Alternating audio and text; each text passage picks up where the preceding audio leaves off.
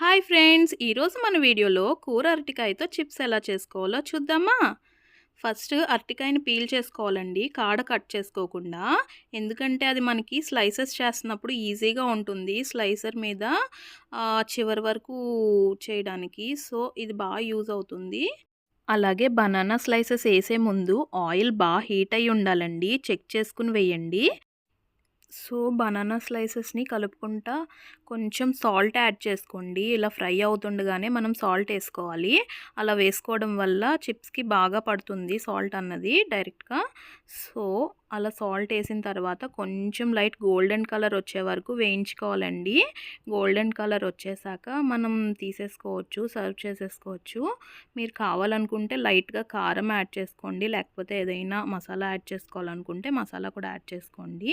So పిల్లలు చాలా ఇష్టంగా తింటారండి. నా వీడియో నచ్చుంటే ఒక లైక్ చేయండి.